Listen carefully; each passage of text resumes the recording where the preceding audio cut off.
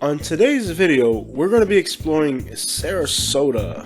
Located just south of Tampa, it is one of the most beautiful cities in the country, one of the fastest growing cities in Florida. It is easy to understand why so many people want to move here. We're going to tell you the real deal on this Florida town.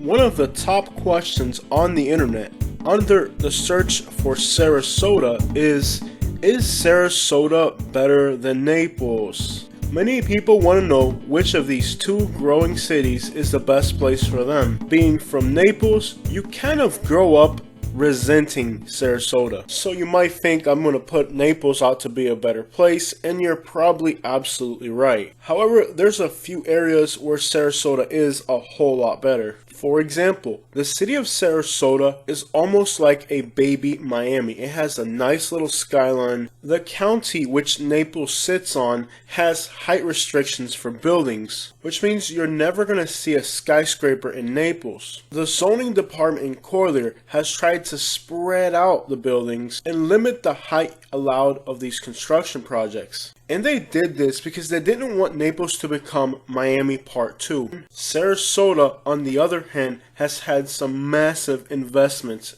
making their downtown as impressive as any of the other larger cities like Jacksonville or Tampa. We almost naturally relate skylines and skyscrapers and new buildings to prosperity. And in that aspect, Sarasota has one of the most incredible skylines for a city of its size. Sarasota is sometimes considered part of the Tampa Bay metropolitan area. Nearby Lakeland has had one of the best job growths in the country since the pandemic. Due to these investments, one could assume that Sarasota is much better positioned for future prospects than Naples ever will. The beaches of Siesta Key are among the best beaches in Florida and known throughout the entire world for their white sand, for their beautiful clear water. They are consistently ranked among the best beaches in the entire country. But Naples also has incredible beaches. They are both top-rated cities, and which one of these is better comes down to nothing more than personal opinion. It is really hard to tell which one of these two cities has the crappiest traffic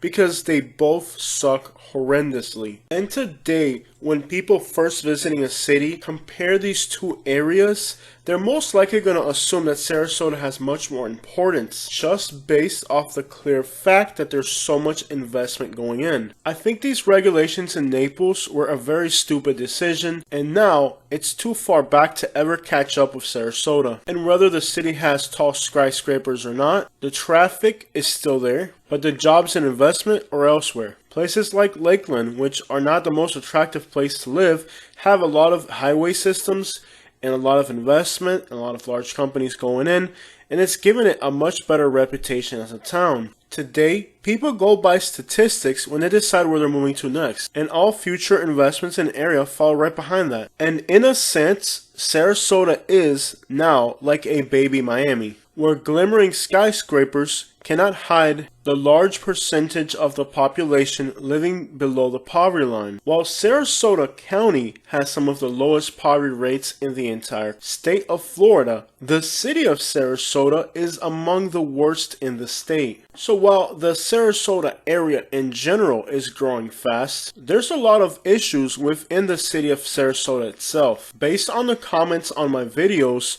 the residents are very timid to touch this subject. They want to believe all those top 10 lists on the internet and articles from every magazine that rates it as one of the best. Back to that in a second. But when people think about Sarasota, they're more likely thinking about places like Lakewood Ranch. East of 75 are some of the most beautiful areas in the entire state. Now, you got a mix between some of the most affluent, artificial looking communities and developments, but you also have some real Florida farms on acreage and land with cattle, so it offers a little bit of the best of both worlds. Very similar to what's going on in the Golden Gate Estates of Naples, but here it's on a much bigger scale. Whether you're looking for a newer development or a more isolated home in a kind of country feel type of place, this is probably the Sarasota you want to end up in. So while the museum and the aquarium The great beaches and the industrial center of Sarasota are all on the west side of Interstate 75. So is all the traffic, congestion, and inner city problems you're probably trying to stay away from. In that aspect, Naples and Sarasota are very similar cities, with one very large exception.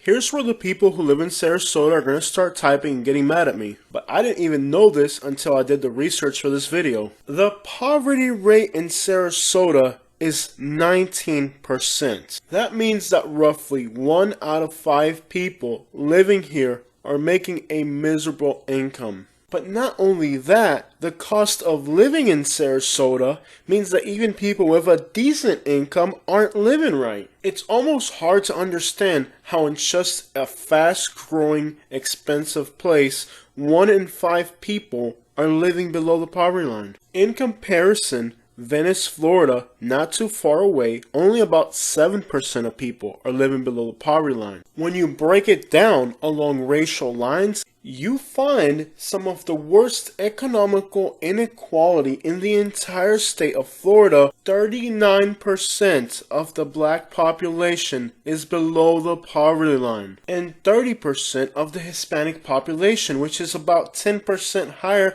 than the state average. Ironically, when I did my drive around of the Sarasota hoods, were upset at my video, and they swore that their town was a great place to live. That's not what the facts show. And it's downright confusing how the residents could be so confused about the reality of their economical situation. The poverty rate for the state of Florida is about 15%, which means that Sarasota's poverty rate is meaningfully higher than the state average. Begs the question, how can poor people even be able to afford to live in Sarasota? The simple question, I can tell you from personal experience since I lived 20 years in Naples, is you live miserably. As you can see here, some people don't even have access to a washer and dryer. Some are lacking basic things like central air conditioning. What this means for you is if you're not rich and you move here, you're setting yourself up for an economical disaster. No matter how hard you work, the odds are really stacked against you. I think what the residents of Sarasota are misunderstanding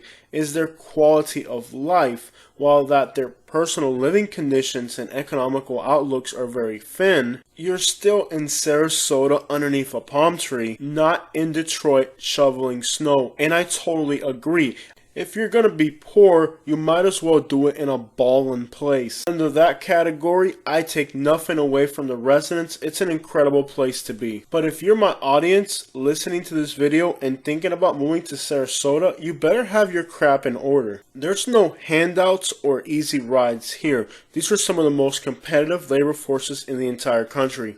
Don't assume for a minute, because there's rich people here, that you're also going to be rich. There's also a crap load of poor people here, as you can see by the statistics. After reading some of these comments on my Sarasota Hood Drive video, I almost had to go check the stats and maybe they're right. And I saw the stats and I'm like, what the crap are these people thinking? And an interesting thing about the South Florida region in general is that some of the areas like Miami, Broward County, and Sarasota, on one end, the urban areas have some of the highest poverty rates you could imagine, large accumulations of poverty in the urban cores, but then some of the adjacent suburbs will have some of the lowest poverty rates in the entire state. So these large cities in South Florida are very, very segregated economically. There's a lot of distance between the haves and the have-nots. When I start to break down these statistics, I really get to learn a lot about Florida. As a rule, these South Florida cities have so much in common. You might look at these cities and think culturally they're so different. And while that is very true, when you look at the economics, you start to see so many patterns that repeat themselves throughout these areas. In North Florida being a completely different world, they really thin out the herd here economically. One of the things that makes Sarasota culturally unique from any other place in Florida, Miami has Cubans, Naples has snobs, Sarasota has an Amish hood. Now, they don't have crime here like robberies and shooting, Crimes here are more like driving a car or having an air conditioner. Most of these Amish people are kind of disassociated from the other Amish communities up north in that they traded their horse wagon for like a Cadillac or something. It's a very unique community of Amish people who've said, forget about living in Pennsylvania, I'm going to Florida. It's kind of like a Las Vegas for Amish people. I've seen Amish communities in different states throughout the country, and I'm fascinated by their culture and their way of life. But this community is in Florida. There are several restaurants. If you're going to Sarasota, you need to eat here. I'm not going to tell you exactly which one you need to go to, but just do some research, and there's like 2 of them that are really big. You have to go there and try their food. It's incredible. Some of the best food you're going to have in Florida. Genuine service, great food, incredible dining experience. I definitely recommend it. A little bit uncomfortable of a situation knowing that they're kind of disassociated from the rest of their community because they're a little bit more progressive. You know, like when other states send us their people, they're not sending the best they have. Man, that sounds awfully familiar to a speech I heard before. Yeah, it's not like the Amish are going to send us their best woodworkers. They're going to send us the ones that are like asking questions about having a Facebook account, listening to Jason Aldean. And that's the beautiful thing about Florida. It doesn't matter if your state doesn't care about you, we care about you. Where else in the country could you have a community for people who are not wanted by their own community? That's a beautiful thing about Florida. Like, everybody's welcome here. They couldn't send them to Alabama because with the whole inbreeding thing, they would just be too popular. And their outdated views would probably make sense to them. You know what? I think I'm on to something here. Well, there it is. If you've lived in Sarasota or you currently live there, tell me how bad the traffic is. And if you say Sarasota's better than Naples, I'm going to delete your comment and block you.